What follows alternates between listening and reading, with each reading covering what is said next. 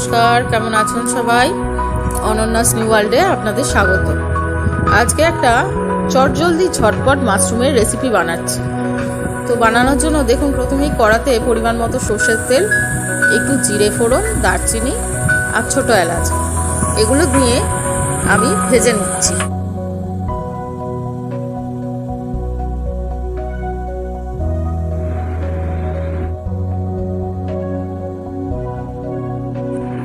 এবার আমি কড়াতে একটা বড় সাইজের পেঁয়াজ কেটে ভেজে নিচ্ছি। এরপর আমি যে সবজিগুলো কেটে রেখেছি, গাজর, ক্যাপসিকাম, মাশরুম, ব্রকলি, টমেটো, সমস্তগুলো একে একে দিয়ে আমি ভেজে নেব। একটুখানি সামান্য পরিমাণে নুন দিয়ে আমি একে একে সমস্ত ভেজে নিচ্ছি।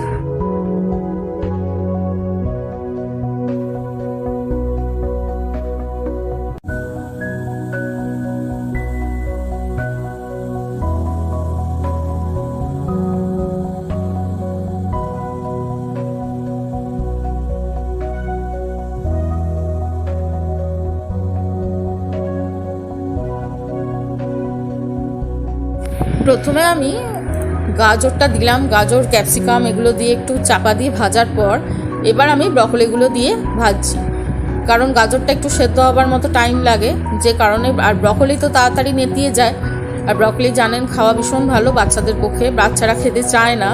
তাই এইভাবে মাশরুম দিয়ে আমি এই রেসিপিটা বানাচ্ছি, আশা করছি আপনাদের ভালো লাগবে।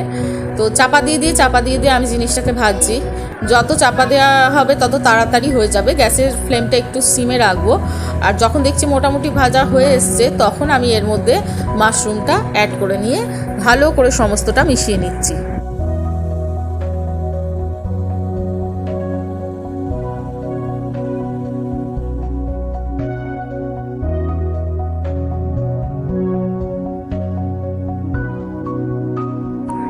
এবার আমি মাঝখানটা একটু ফাঁকা করে নিচ্ছি, এই কারণে যখন ভাজা ভাজা হয়ে এসছে তখন মাঝখানে একটুখানি পরিমাণ মতো আমি সর্ষের তেল ঢেলে দেব।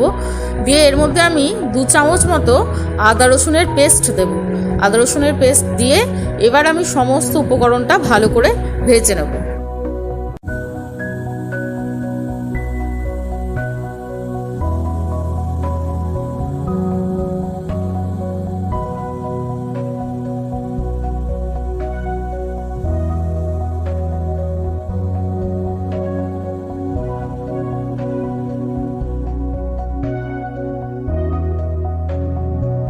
দেখুন, কড়াতে বেশ সমস্ত উপকরণগুলো একসাথে দিয়ে সুন্দর করে ভাজি, কত সুন্দর দেখতে লাগছে। একটুখানি অরেঞ্জ, একটুখানি গ্রিন, একটুখানি সাদা মাশরুম, সমস্ত কিছু একসাথে দিয়ে বেশ কালারফুল দেখতে লাগছে। এরকম কালারফুল সবজি যত খাওয়া যাবে ততই ভালো।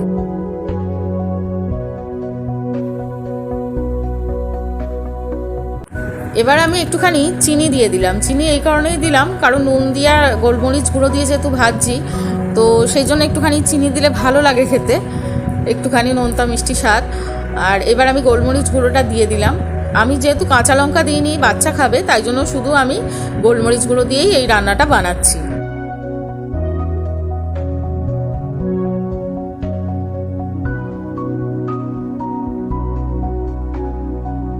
এই ক্ষেত্রে বলে রাখি, যদি গাজর সেদ্ধ না হয় তাহলে কিন্তু একটুখানি সামান্য জল দিয়ে চাপা দিয়ে রাখবেন, সামান্য পরিমাণে, যাতে গাজরটা সেদ্ধ হয়ে যায়। আমার কিন্তু সবজির ভেতর থেকে যে জলগুলো বেরিয়েছিল তাতেই কিন্তু গাজর সেদ্ধ হয়ে গেছে। এক্সট্রা আলাদাভাবে আমাকে আর জল দিতে হয়নি। ব্রকলির ভেতর থেকে জল বেরোয়, মাশরুমের ভেতর থেকে জল বেরোয়। আর আমি একটুখানি সামান্য পরিমাণে গরম মশলা গুঁড়ো দিয়ে এবার নাড়াচাড়া করছি।